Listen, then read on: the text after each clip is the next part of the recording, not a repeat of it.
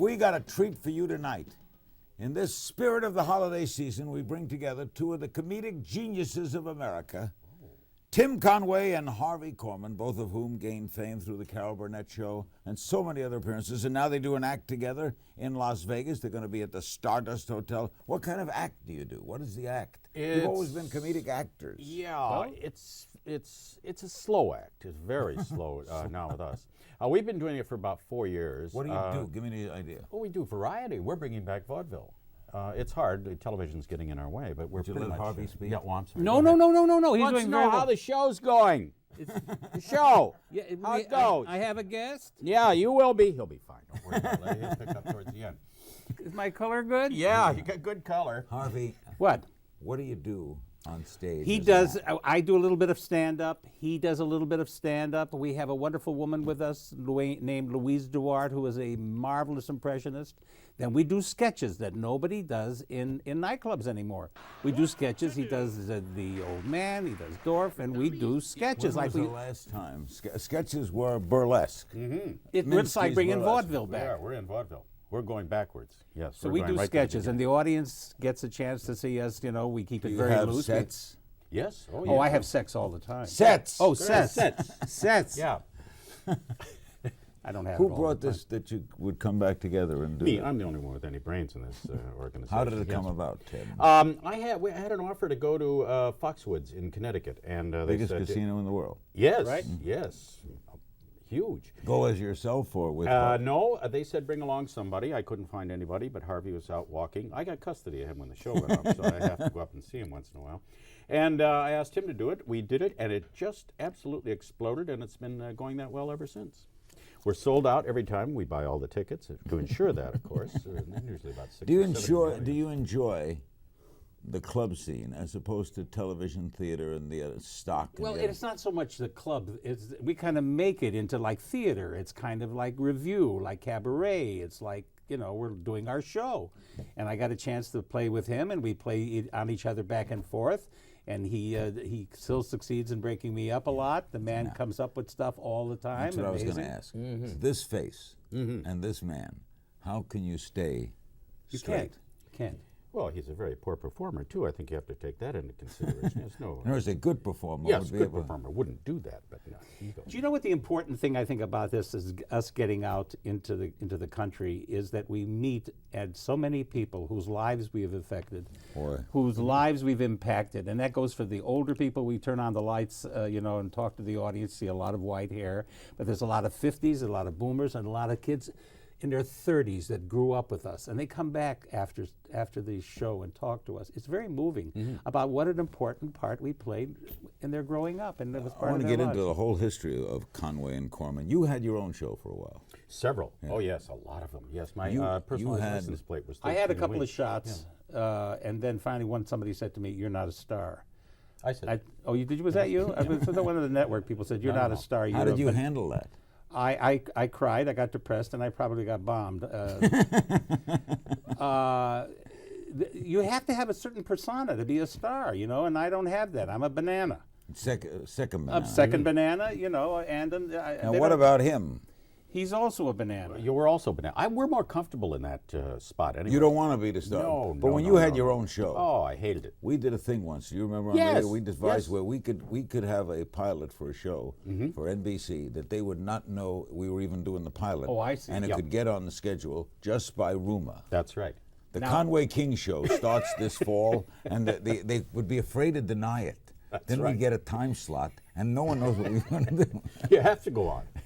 Well, actually, we're still doing the Burnett Show. We go down there every Friday and do the show. They don't tape it, but we go down there every Friday. And if they had started taping those things, we'd have another couple of years. I'll bet it's as funny as ever, too. Oh, yeah. It's wonderful. It's Costuming and wonderful. everything. Yeah, great. First time you two were together was where? He was not on the Danny Kaye show. I did the Danny Kaye show, but he was part of the Danny Kaye show at the time. We didn't What do work you mean? together. You But worked the together. first time we worked together was on Burnett. Yeah. Yeah. And was it just was it magic. her idea, the director? Did someone say you two? I think I brought in a piece of material that included somebody else, and Mr. Corman was that person. And did it hit right away with the two of you? I believe so. This was yeah. like chemistry? I have this talent for anybody that works with me becomes a big star. And anything that I say, the next person that talks will get a big laugh. I don't know how that works. So I got a reputation for being a good straight man, and I work with the best. I work with Danny Kaye, Jack Benny, Lucy, Carol. What's the secret of a good straight man? Because you're a funny straight man. I'll tell you another funny straight man. Dean Martin was a funny straight man. Oh, and funny. And funny. And I'll tell you somebody else who was a straight man and considered himself a straight man and described himself as one, Cary Grant. He says to me once, he said, you know, we're straight men. And I went, we are? And he says, yes. And then he would say, he knows all of our sketches. He says, you broke up just at the point I would have broken up. Didn't know I did impressions. You do Cary Grant? No. Dirty rat. George Burns was Now, a straight that was his favorite straight man. His idol was George Burns. When he worked off Gracie, he was the straight man. Yeah. And the straight man gets reaction, right? Yes, absolutely. What It's do you like playing consider? catch. You're You not a have to- straight man, though. No, I'm an instigator, yeah.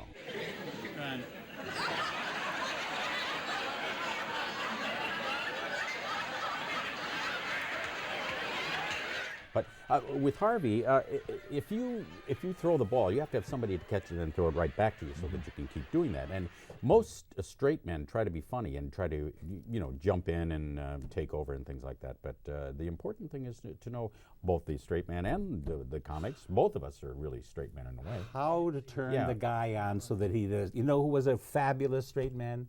Bud Abbott. Mm-hmm. Did he know how to turn on Lou Costello? But Abbott was never funny. No, well, The no. situations they did were funny. The situations. Yeah. But think of Lou Costello without Bud Abbott. And think of the brilliance of the Laurel ball, and Hardy, the, too, you know. the baseball team.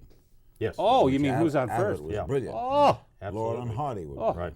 oh. Teams have to. Laurel you can't and Hardy create a team. stole a lot of stuff from us, but what Wait are a you going minute, to do? hold it. They were before you. They were? Now he's being a straight man. See, that's right. I can play. That's this. good. Are you See, that- playing, that Did I worked. do that playing good? tennis with you? Can you Wait do a minute. Vegas with me? He's, it's not working out. I'm doing very well. You're doing very well. Well, your show. Why your show? You had one of your shows should have made it. Several of them.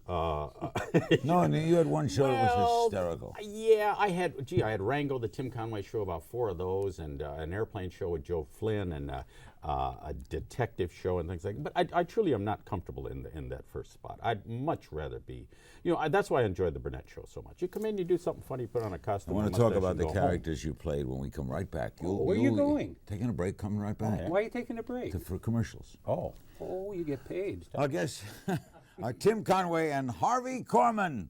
Happy holidays from all of us at CNN and from who's it, Corman and Conway or Conway and Corman? Conway and Corman. Conway. Well, it is? alphabetical. Although Abbott and Costello, the straight man was first. They're Yeah. a very interesting concept. We'll talk about it. No, I All think right. it was alphabetical. No, Abbott, no? no. In those days, the straight man came first. Martin and Lewis. Yeah, there you go. Hello? Hello. Corman and Conway. I We'll be like right that. back. Yes. We'll be right back. Don't go away. It is said that, you were going to say something when we went to break. There was a number forgot of it. things I was going to say, but he had a number of chances to have his own show, and he never went beyond 13 weeks. So his license plate had 13WKS on it. Really? You did Now, but he was canceled a lot. And you were canceled once. From ABC. A guy came down, one of the executives, and actually said, "Stop doing this," and we did. That was, but I got canceled in the middle of making the pilot. Well, yeah, that's right. that? How is that possible? We were doing I was doing a pilot for ABC. The executive came in, saw what we were doing, and says, "It's over." Well, can't we finish at least? The audience? It's over. I was canceled while the show was on the air with Turn On. George Slaughter had a show called Turn On. George, I love George. Right. He had a show called Turn On. It premiered in New York. We had a premiere party out here, and as it came across the country, it was being canceled. That's the truth. By the time I got to California, it was canceled. We had a Canceled in coming out Omaha party also. and a cancellation party. Very inexpensive for George. Very nice. But in Cleveland, they shut it off. 20 minutes in, it's over. Let's discuss some of the famous skits. Ed and Eunice. Ed and Eunice. Bird and Corman play a married Eunice. couple who were always at odds with their mother, played by Vicki Lawrence. Yes. Now, Nat, you had to play a real kind of blue-collar. Yeah. Was right here. No, he wasn't. He was there. It was right here. No, he was not. You're just trying to take advantage of your mother's stupid move just so as I can lose the game. And I was very uncomfortable doing that. I never felt comfortable doing that part. I always felt like it was not right for me and that I was unbelievable. People said, "Yeah, you're so good at doing that." I said, "No, Well, in real life, you're so brilliant. That's probably the reason. I mean, you are. He's very bright. He could do the New York puzzle just like that. New York Times. Is that what they Yeah, call it? yeah, Times yeah. puzzle? There is no such thing as a New York puzzle. Oh, it isn't? Oh, New York puzzle? Oh, No. I'm sorry. You think there's a New York puzzle? But the man in the cannot subway? tie his own shoes. I want to bring something up at this point in Yes, case go in ahead. case we don't cover it.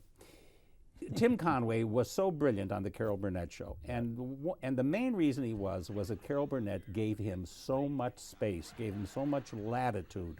I kind of felt sorry for him. They couldn't go like the other elephants when they go. All they could do is just blow and go north. She would stand on the stage sometime with egg on her face because this man took 20 minutes to do something that should have taken a minute. I can't think of any other star that it would have tolerated that. But she was so good. She was so good to us and knew that it was... No one like her. No one. You made her laugh, though, you guys. And that. I think Very we tough. enjoyed each other so much. I We mean, were really really liked very each other close. so I mean, much. we had on our show over the years, we had marriages, divorces, nervous breakdowns. That was just me. How about Mr. Tudball and Mrs. Wiggins? That was a sketch that came out of a real life kind of situation. I was a writer on the show, so I would usually write one thing and then say something else. That's why he would usually go south. But we had a secretary on the show, and our offices were down at the end, and we set up an intercom system. But it was the one where if you press a button, you could no longer hear the person. So you would go, Betty, would you come in? She'd go, hello? Betty, would you, hello? Betty, don't press the hello. So you go down to the end and say, Betty, don't press the button when I'm talking. I can't hear. Mrs. Wiggins, I wonder if Hello?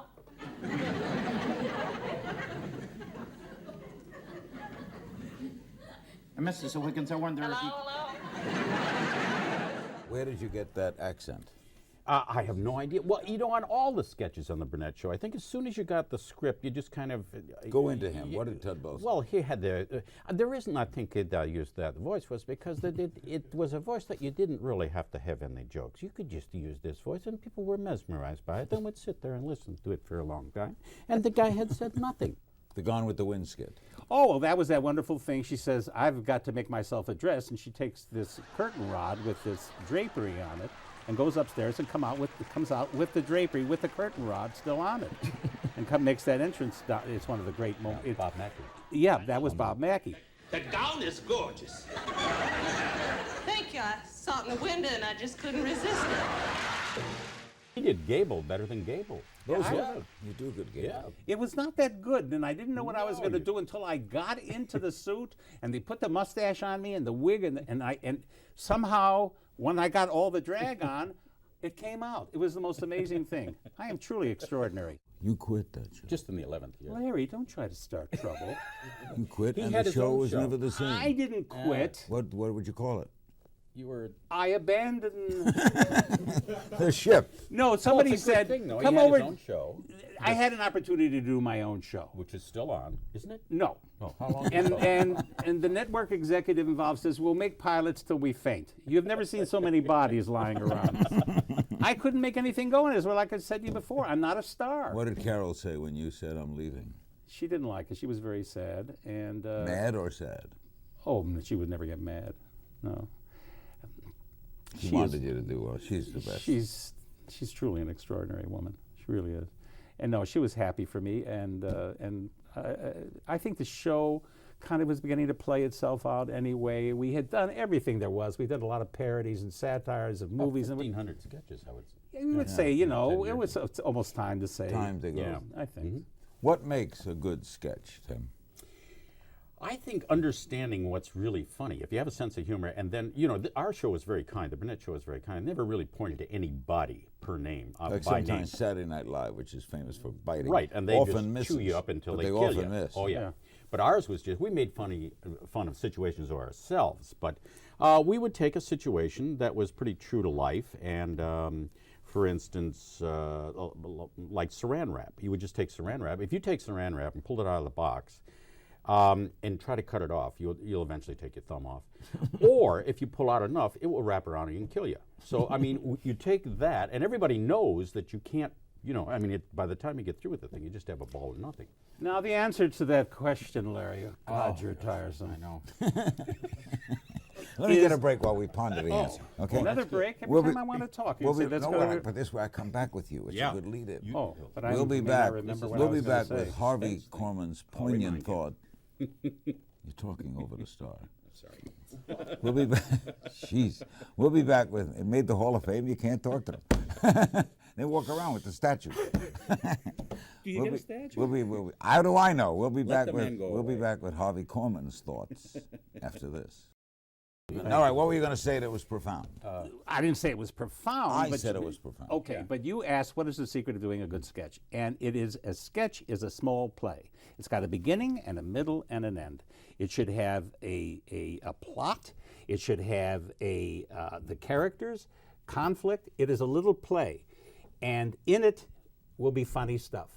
The writers used to love us. They would write these little plays, and we would take care of the comedy. They very seldom wrote jokes. So we approached it not as comics or comedians. We approached it as actors. Serious business. Yeah. This happened to be funny. Yes, funny is when you're serious. He's not. No. Oh, the man's the I best. came from, yeah. Why? Where did you come from? Oh, I came from Cleveland. No, I don't mean that. Oh, you don't mean that. I was a television director in Cleveland. Yeah. Ernie Anderson, who was the voice of ABC on The Love Boat, was talent, and I was a director. He had very little talent. I had never directed. And so we were supposed to have guests on in the morning. The show was so bad we couldn't get a guest, so I was also the guest. I'd just lock it on and come What on. was the name of the show? It was called Ernie's Place. And we were supposed to show a movie and then have it off at 10:30, you know, back time it and everything. I couldn't figure that out. So we didn't have any endings for the first week. People got annoyed, you know.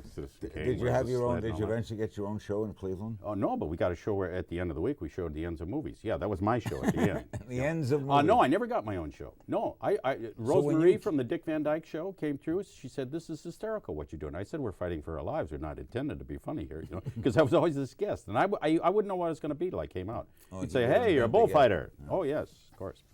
So and We're going to do a little that before. yeah, the she show. saw some of those and took so them and to- she took you west. No, she took the tape to Steve Allen. Steve called me out. And what did Steve do for you? Steve put me on one night with he introduced the Smothers Brothers, Jim Neighbors, and me.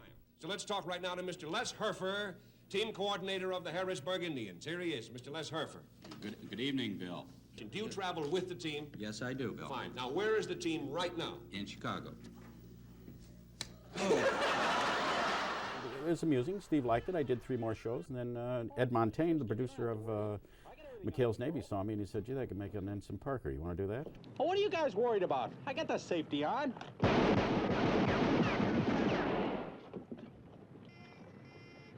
Down is on. But I How didn't. long did that show run? 4 years.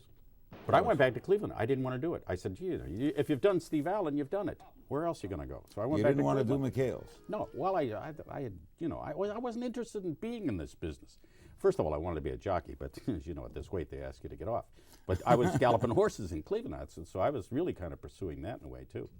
So But then you were in a hit right away. It goes. Steve yeah, I Allen. know. I couldn't have been any luckier in this business. I went from there, and then I did Hollywood Palaces, 11 years on Burnett. I mean, it doesn't get any Where better did you than that. start, Harvey? I started on the Danny Kaye Show, which was. Where'd you grow up? haven't quite accomplished that yet, but What vicinity were you born in? where was I reared? Weird. Chicago. I'm from Chicago. Chicago? What's your favorite prison? Jeff? Hey, get out of here! All right, okay.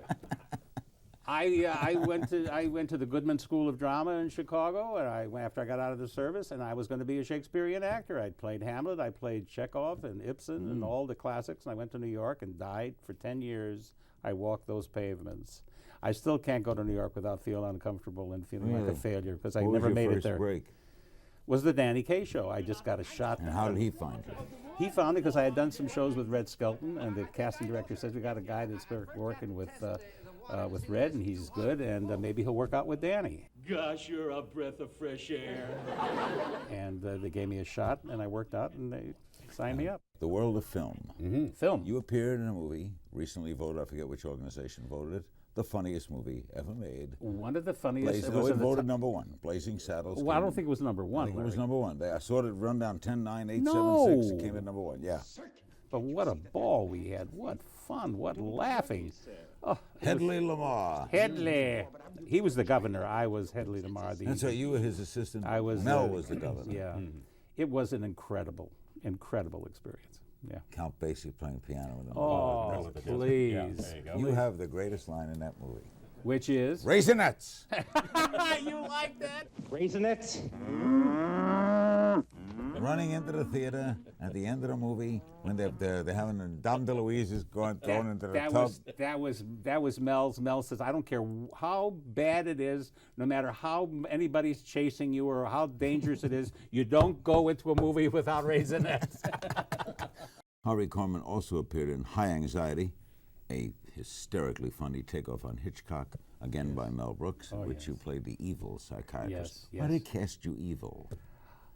I don't know. Well, I was sort of evil in Blazing Saddles. Sort and of. so- You definitely were evil. Yes, and so I was evil in High Anxiety. But you mentioned your favorite line in Blazing Saddles, Ray. Mine was when I come running out of the studio and there's been this big fight in the commissary, and I got pie all over my face. Now we've already broken the fourth wall, and I'm running onto Barham Boulevard in there, and I hail a cab, and I say, "Drive me off this picture."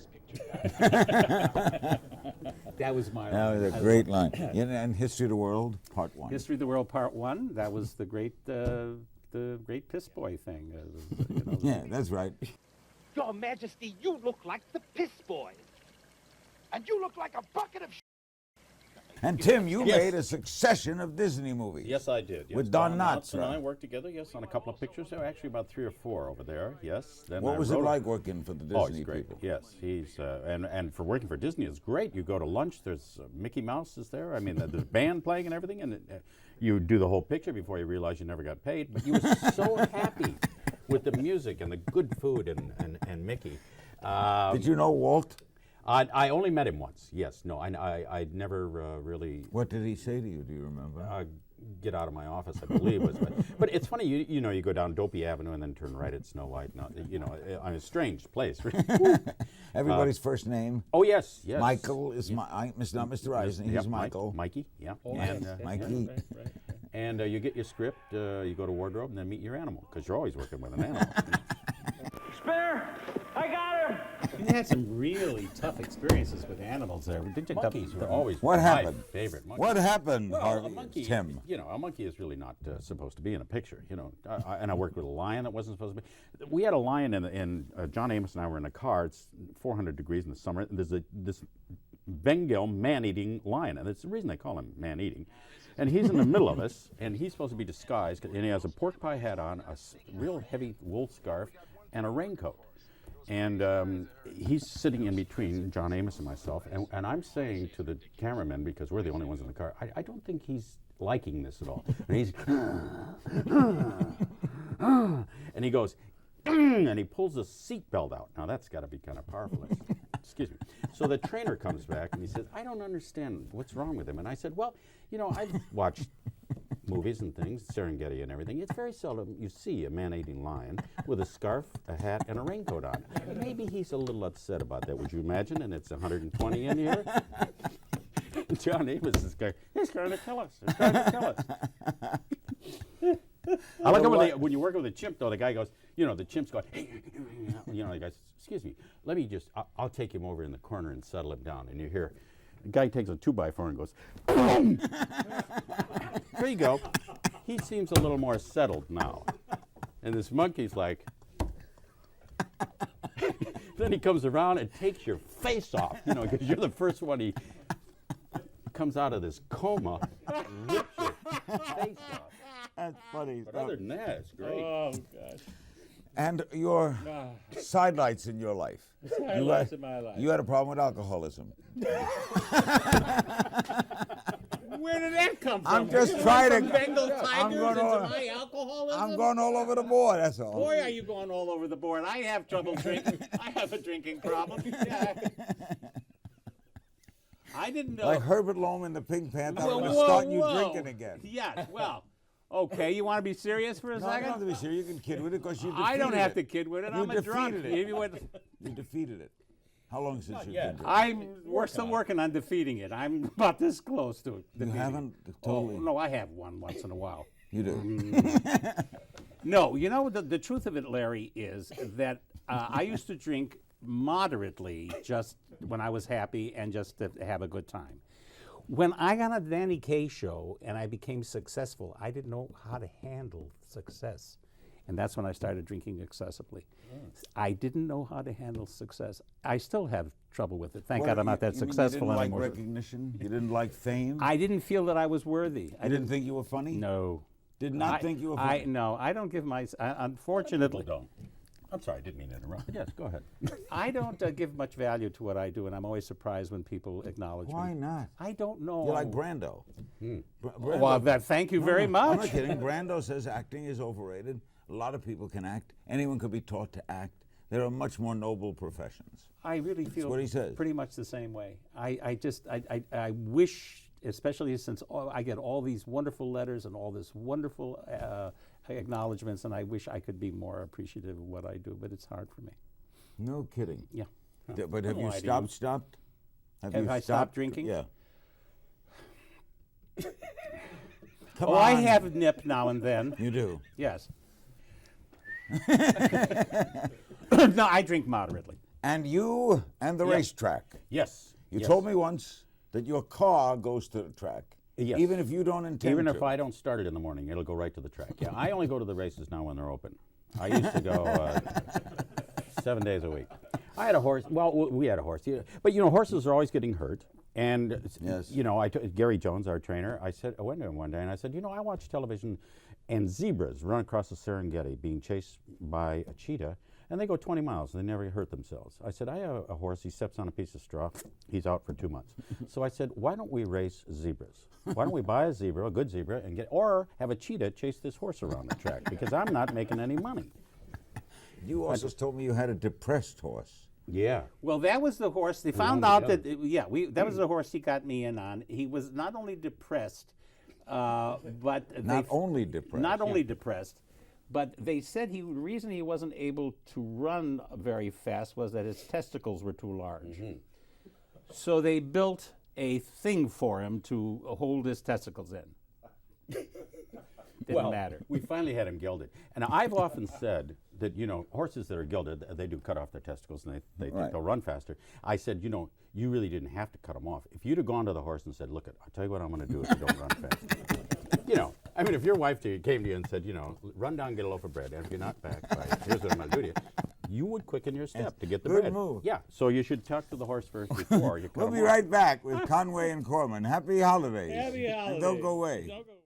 We're with two of the geniuses of American comedy, Tim Conway and Harvey Korman. They'll be appearing regularly at the Stardust Hotel in Las Vegas, Nevada, where my wife performed, opening for Don Rickles. What? She was since last May. She was terrific. she singer. sings? Yeah, she sings as a sideline. She sings. Wow. Oh, yeah, she's got a lot of talent. Wow. But, I'm impressed. oh yeah, she was great too, and Don loved her. And Don's she's gonna do Wow. Don. Oh. Don is one of the last of the remaining nightclub performers. comics, right? Right. That get work Absolutely. in big rooms. Right. There's nobody funnier in this world than No. Rickles, He, and especially off stage when we had dinner with him one night in Vegas after his show. We He's on a couldn't roll. breathe. We couldn't breathe. We were I laughing had- so yeah. hard. No, he Quick, is I had lunch with him with De Niro in New York, and they're discussing. They made the movie Casino. Yeah, right. And Rickles looks at him and says, "I carried you." I carried you. All right, let's do a scene. Oh, We'll okay, make up a scene. character for Oh, him, and you interview him. You want to do that? You want to make a what would be a good scene, a good character? Yes. Weatherman. Weatherman. You're the weatherman for a TV station For a TV station. in Hawaii. In Which has Hawaii. never had a weatherman. every day is sunny. Right. You'd have never had any kind of severe weather. No. You're interviewing him. Interview. What is this? The Drew Carey show? Whose line is it anyway? No, okay. I Giving me thought he would do. fresh- I'm just thinking off the top. Oh, off the top Off of the it. top. So you're a weatherman? Yeah. Well, can you give us a clue about what it's going to be like tomorrow? It's going to be pretty nice. It really is. It was nice yesterday, as you know. Tomorrow is going to be pretty nice. Today, it's just nice. But we're looking at the map, and Isobars and that kind of no, stuff? no. We never had any of that. Just it's nice. You just look at the map and You never have bad weather. No, not that I know. So, of, well, no. you stand on television every day, and when the newsman says, "Let's go to Tim for the weather," Right. what do you do? Now, a lot of times I'm on tape. And I'm not, You I'm not tape really the not weather. there. Oh, yeah, I tape the weather. Do you I don't also have to- do sports for this station? I do. I give the score. Do you have any baseball scores? Yeah, 4-1, 3-6. I think that 3-6 is the final. I'm not sure, yeah. Just like the weather. You ever think of quitting? You ever think of retiring? Yes. But this man needs money, and he has to go out, and nobody will Only buy for the my track. Yeah. If he didn't like the track, I you never would not have to work. again. That's true. Right. No, I've seen him at the track. The man is oh, insane. The man is insane. Yeah, he's got an issue with. I'll tell you how nuts I am about the track. Now, you know crazy people who bet on I've different heard. ways of everything. The two ladies are in front of me at Del Mar, and they're going, well, a 6 with a 9 with a 4. And I said, why are you figuring all this? I said, don't you know the jockeys know who's going to win, and they signal their wives as to who's going to win before they go in the starting gate? Now, you know, Chris McCarron has bursitis, so he always does this before he goes into the gate because he's got to loosen up his arm. I said, you watch Chris McCarron. If he's going to win this race, he waves to his wife like that. So Chris is going in the gate, and he goes like that. Now the horse wins. So now the ladies, gee, I didn't know that. Next race, Chris has got 2 in a row. So now the third race, he goes like that, and I go, geez, Chris is, my wife says, stupid. You're the one who started that. Well, no, now maybe there is something in this. You I'll do it. believed your own Oh, yes. Oh, yes. Now that you brought that up, and the kind of tricks that you play on people, do we have time for you to tell the story that you pulled on your wife in the hotel room? Why don't I take a break and come Hey, back, come back. and we'll make the Okay. last segment a little longer. I'll wait here. Okay? We're back with our remaining moments with Tim Conway and Harvey Korman. What's the true story? Oh, well, okay. We're in a hotel in Connecticut. My wife and I are, and I notice when I go into the room that next to the bed there's a switch that turns on and off the hall light. So a couple of days go by. Now one night I take a pillow and I put it against the thing. Now I have the switch under here. So my wife is reading a book. She puts the book down. She puts it on the thing. She slams the door of the little cabinet next, and I turn off the light, or I turn on the light. So the light comes on in the hall, and she goes, "What happened?" I said, "I don't know what." So the light just came on in the hall. So I don't know. I said, "What'd you do?" She said, "Slam the door." I said, "Do it again." She slams it. I turn it off. Now she doesn't see me turning it on and off. Behind the pillow. She said, "What is that?" I said, "It's probably one of those clapper lights." I said, "This is probably a handicap room." So she says, "You got to be kidding!" And I said, "No, try it. Clap." So she goes, I turn it back on. She says, "Geez, you're right." Turns it off, right? So now she starts to talk to me. She says, "That's the strangest thing I've ever," and I turn it back on. She said, "What was that?" I said, well, you're talking too loud. When you talk loud, it's going to come on. She's got to be kidding. No, I said, "You got to." So she says, "You know, that's strange that we have one in here." So now she puts a cough drop in her mouth and she goes, crunch, and I go, the lights go off. Jeez, is this going to go on all night? So I said, I don't know. She said, "Well, turn on the TV." I said, "You can't watch TV." I said, "Well, the regular program is okay, but the commercials come on, they're louder, and they'll turn that on." "Oh, you're crazy." So we're watching, the commercial comes on, it's on. She says, "I'm calling the manager. I got to, this is stupid. You can't have this thing." Ring. "Hello? Yes. Listen, will you come up here?" "Yes, we have a clapper light here we'd like to have taken out." Now the guy's up there, the electrician. My wife's going. And I'm going. The man will do anything to make you crazy. We were at a huge wedding at the Bel Air Hotel once, and there was, hundreds of people sitting down, and there was a stage with a band, and I got up, and in the back is a huge window, if you've been there, with a gorgeous garden out there, well lit, beautiful garden. And I'm entertaining, or what I think being funny with the audience. All of a sudden, there's screams. And I know that I'm not that funny, so I turn around, and he has gotten out and back into the garden with a hose. And water is coming out of the hose, and he's got it in a very, very suggestible position, watering the garden. At a wedding. At a wedding. The man will do anything. He'll go to any lengths. But I've enjoyed life. That's the important thing. He is one of the funniest men in the world, if not the funniest. He is. Speaking of personal things, I had my prostate taken out too. Did you know that? No, I don't know. Well, I didn't have it taken out. I took it out myself. I got a tape, 1995. No, I did have it removed. Yeah, and they send you a Cancer mirror. you had? prostate? Yeah. Were you scared? No. It feels good. He wasn't. He's amazing. No. Wait a minute. You weren't scared. I can't do voiceovers anymore, but other than that, I feel pretty good. No, you kidding? I've had such a wonderful life. If anything happened, I wouldn't. I'm Tell ready. him about the when you had the catheter on and the nurse in the morning at 5:30. Yeah, you can eat and watch TV and pee at the same time, as you know, with a catheter, which is great. But anyway, they look at that bag every morning. So one night I took just put water in there and a goldfish. So the next morning they wake me up at 5:30. The lady goes, He's passing goldfish. Well, it's been a long week, you know. Wait a minute. Yeah. When you were told you had prostate cancer, Yeah, didn't bother me. you probably made a joke. Absolutely. He did. Yeah. He, you know, even if he's upset, Larry, about something, he doesn't. He's not. He will not show you his emotions. I've had a what's wonderful really life. going I on. really have. He keeps a lot inside. And he's the opposite, which is great.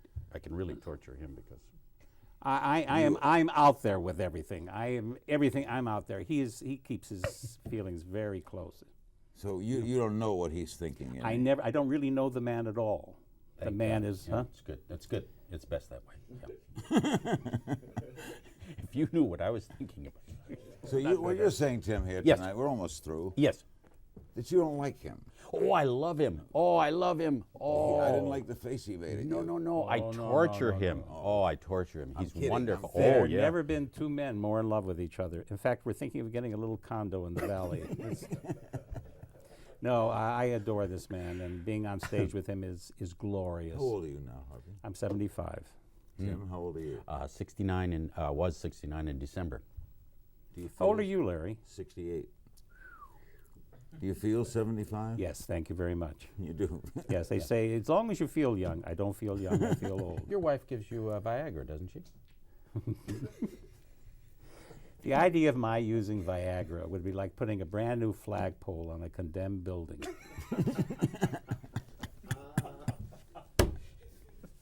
No, don't worry. I guess it's all right for old guys to use Viagra just to keep them from rolling out of bed, but I can't think of any other reason. Would you use it, Tim? Do you Oh, need- no. no. No. Well, since your operation, it must be a little tough to. By the way, I thought Viagra is very good for people who've had prostate cancer. Is it really supposed to be? Oh, yeah, well, I'll try that. Well, yeah. think about it. Yeah, that's good. Well, I think the only way you can get an erection now is stand on your head. But possibly not. I don't know what does that mean. I don't know. What does George that mean? Slaughter. I don't George understand Slaughter that. told me that. That sounded funny. No, at but the if time. someone said prostate cancer, Yeah. that one of the things helpful to the Is that victim right? of it is Viagra. Well, I'll have to Really? get a cup of that. No, you I'm going to get a loaf of that. you never think of retiring, huh, guys? I mean, I was kidding. No. I mean, it's tough traveling, and it's the hotels and the airports and all that. That part, and waiting around the hotel room all day to go on. But once I'm on with him, You it's worth it. guys are boy geniuses. Hey! Because you've never forgot your youth. Thank you so much, Larry. Thanks for having us. I got to tell you, I watch you every night. I do love too. you. And I do another absolutely- Carol Burnett special. Okay. I know she had the tragedy, but once she's over that, We'll call her. happy holidays. All right. Same to you. Tim Conway, Harvey Korman, I'm Larry King. Newsnight with Aaron Brown is next. Thanks for joining us, and good night.